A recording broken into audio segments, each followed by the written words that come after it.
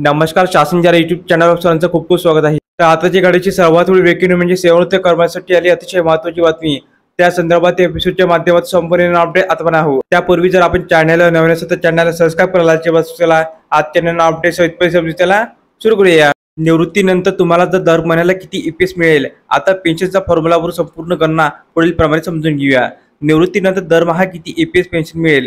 EPFO खाजगी क्षेत्र काम करणाऱ्या कर्मचाऱ्यांना अनेक प्रकारची सुविधा पुरवते. ईपीएससी ईपीएफद्वारे चालवली जाणारी पेन्शन योजना आहे. वास्तविक दर महिन्याला कर्मचाऱ्याच्या मूळ वेतनाच्या 12% अधिक डीएपीएफ खात्यामध्ये जमा केला जातो. नियोक्त्याचे योगदान देखील समान आहे. यापैकी 8.33% रक्कम कर्मचारी पेन्शन फंड म्हणजेच ईपीएफ फंड मध्ये जमा केली जाते आणि उर्वरित 3.67% रक्कम पीएफ खात्यात जाते. वयाच्या 18 वर्षानंतर कर्मचाऱ्याला पीएफ खात्यात जमा केलेली रक्कम एक रकमी मिळते, परंतु त्याची पीएफ रक्कम त्यांच्या योगदानाच्या आधारे एका सूत्रानुसार ठरवली जाते. ते फॉर्म्युला काय आहे आणि निवृत्तीनंतर तुम्हाला किती पेन्शन मिळेल त्याची गणना पुढील प्रमाणे जाणून घेऊया. पेन्शनची सूत्र. निवृत्तीनंतर तुम्हाला किती ईपीएफ मिळेल याची सूत्र आहे. कर्मचाऱ्याचा मासिक पगार बरोबर पेन्शन पात्र पगार.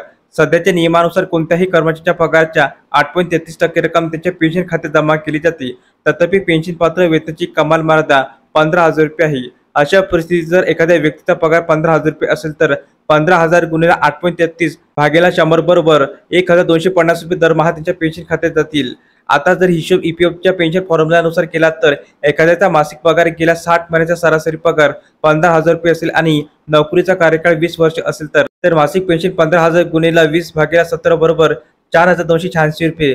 जर एखाद्या व्यक्तीचा नोकरीचा कार्यकाळ 25 वर्ष असेल तर त्यांचे मासिक वेतन 15,000 रुपये असेल.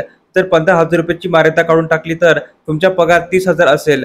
तर तुम्हाला सूत्रानुसार मिळणारी पेन्शन 30,000 गुणिले 30 भागेला 17 बरोबर 12,857 रुपये असेल. तर अशा प्रकारे सेवानिवृत्ती कर्मचारी संदर्भात अतिशय महत्त्वपूर्ण अपडेट या एपिसोडच्या माध्यमातून आपण पाहिली आहे.